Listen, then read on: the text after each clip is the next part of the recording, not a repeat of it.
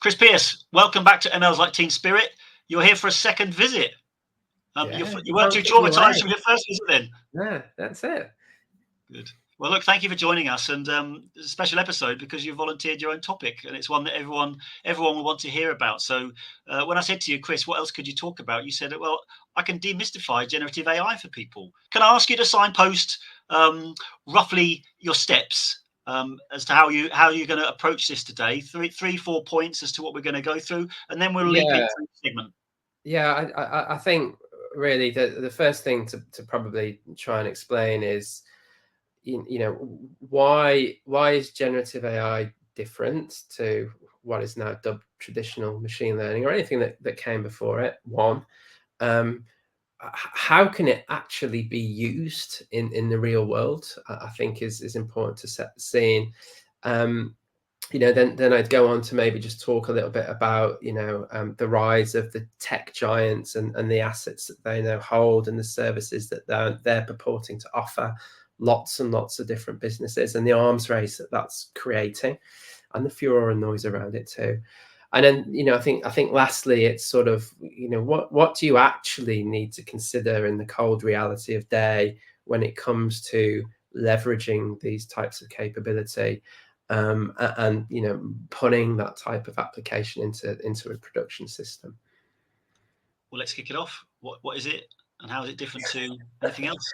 Straight in there, I like it. So, I think, as I said to you in a prior podcast, I think that the fundamental difference now with generative AI is it's a capability that can, the clue's in the name, generate information that it hasn't necessarily seen before, or the algorithm hasn't necessarily been trained on prior to it producing that output. Now, everyone goes straight to ChatGPT, which in essence is a text interface sat on top of what we call a large language model. So, most people's experience of AI will be with a large language model, and most people's interaction with a large language model will be via ChatGPT. So you've got this system whereby you can type anything in you want, and text will come back out. And the things that you type in will be referred to as prompts.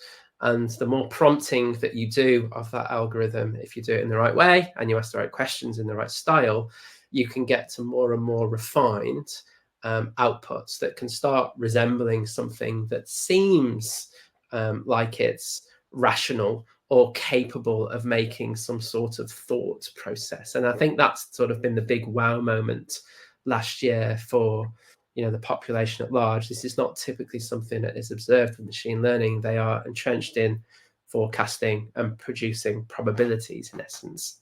Now we're able to have algorithms that we can effectively interact with in a much more dynamic way. And, that is both amazing and scary in many ways.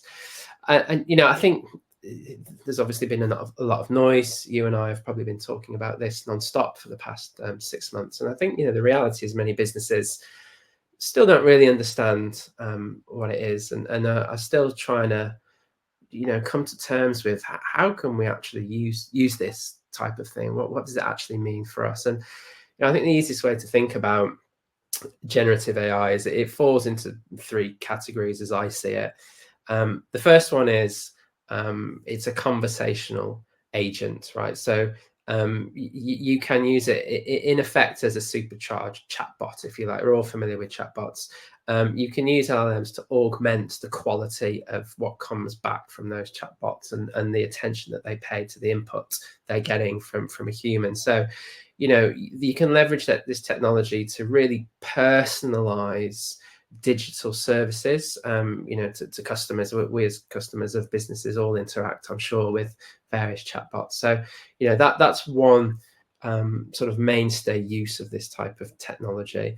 The second is, I guess, what I would call knowledge management. So, this is about information retrieval.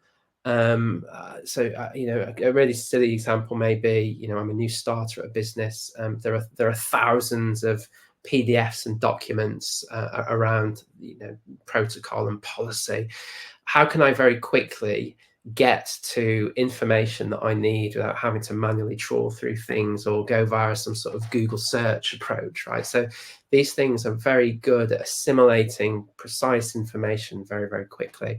And when you get into professions like compliance or legal, scanning documents for the right clause or policy that may be hundreds, if not thousands of pages very, very quickly, obviously has very clear benefits in terms of speed of performing tasks.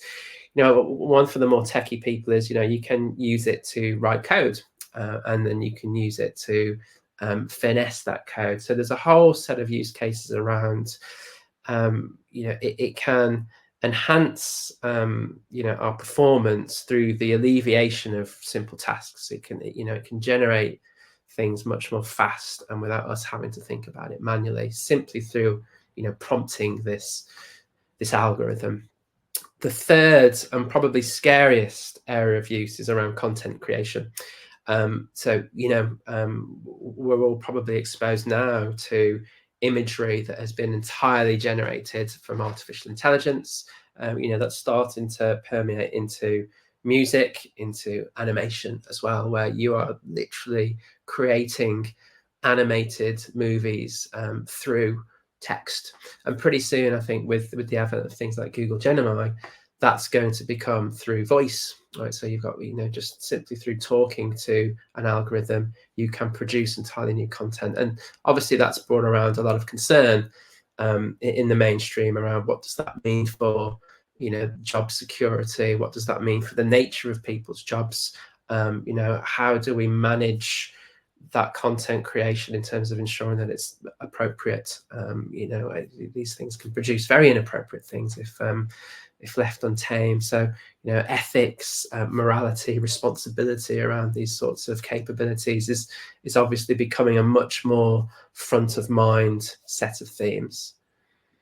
And Chris, can I put you on the spot? So, a large language model, I spoke to a number of people doing this, and they talk about, the training data set, being able to make predictions from it. Would you be able to take us through, a simplistic example from the training data through to what a large language model is actually doing to produce the text in response to a prompt?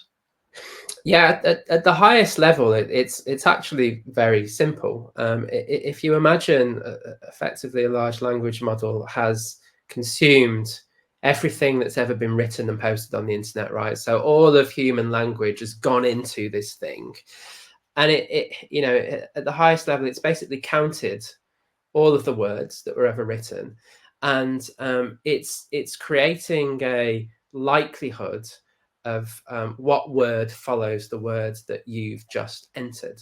So if I start with the word the, right, it's going to say, right, 90% of the time, the word the is followed by cat based on everything I've seen posted on the internet. So it will predict what the next likeliest word is to follow. And obviously, the more words that you enter, you're starting to get into sentences, the more accurately it will then be able to sort of finish the sentence, if you like. So these things, it's really important to understand that they were never designed to predict the truth.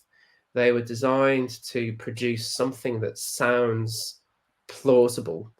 And inherently, there's a danger in that, in terms of, what we see is not necessarily what is real.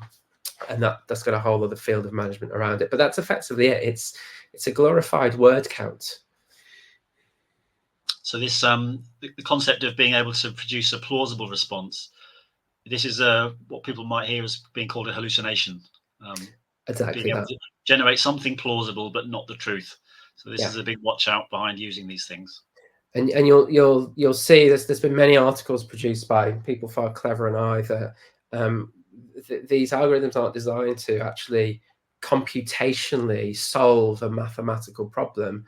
They are probabilistically generating the likelihood of words, right? It's so you ask it to work out what the distance between London and Berlin is, and it will scan the internet for sentences that stipulate what that is, but it's not actually calculating it. It's trying to retrieve that information from a body of knowledge. Good. So Chris, that was really simple, which is what I wanted. Thanks for that. So we've got next word prediction and glorified word count.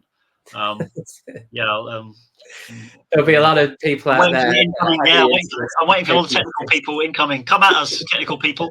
So Chris, how do you explain this when you're at work? Well, how do you demystify this for execs? What advice are you giving them? What direction are you trying to steer them when they're? I presume everyone in your company is onto you for how to adopt Gen AI. So what types of conversations do you have?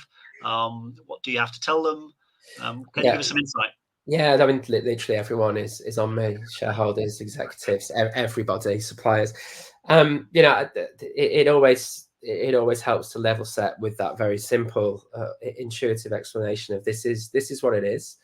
I think in business, it's always about how can we use it and how is it going to benefit either the business or our customers, right? You need to tie the capability to a use case, and you need to be able to do that in a way that you can quantify the benefit of that use case. That's ultimately how you get engagement and adoption and buy-in in data science in general, right? Regardless of whether it's AI, ML, or anything else. I think crucially, the thing to try and get right is to, and oftentimes break the misunderstanding that everyone's doing it. Oh, it's just an API. We just need to plug into Google or whatever, and all of a sudden, the magic is happening. Yes, there are models that you would access via an API call, for example, and you can consume output in that way. But actually putting these into the real world and making tangible, real impacts involves much more than that, right? You need to be thinking about, like any classical engineering problem, you need to be thinking about data infrastructure, particularly data quality around the hallucination topic that we alluded to. How you're going to push your data, often between lots of different systems, often between a business and a cloud provider that's off premises. What data are you going to push to that algorithm? How are you going to prompt that algorithm in the right way? How are you going to manage the responses coming back and scan them for eligibility and appropriateness? How are you going to store all of those responses, which in essence is unstructured text? How are you going to do that with keeping sort of concerns around latency and capacity in check? You'll always have some sort of SLA to operate within. Often you need to tap into high compute to be able to do all of the necessary processing. That does not come cheap. If you want to fine tune these sorts of models, which is just basically a fancy way of saying I want to take some of my own private data and use that to tweak the model. How do you do that ethically? How do you do that responsibly? How do you make sure that you've got cloud capacity at the right time to do that? Again, there's all sorts of cost implications there. And then most importantly, how do you put the monitoring and measuring framework around that? And all of the different teams and skill sets that do all of those bits and pieces I've described, they all need to be brought together, right, to execute on that end-to-end process and then understand how that's going to be managed ongoing. So, that's not what executives want to hear, right? It's not just load up the API and press the button, go. You've got an army of different teams that need to coalesce around how you actually solve this. And while at the moment it's arguably quite easy to tap into an algorithm and get a response back, we can all do that on our laptops. Actually, to do that at scale in the real world and manage that system is very expensive to do, and actually takes a lot of clever people to do it. Chris, that's really insightful. Thanks for taking us all through that. We'll come back to these topics in the future. Ladies and gentlemen, this is ML's Like Team Spirit.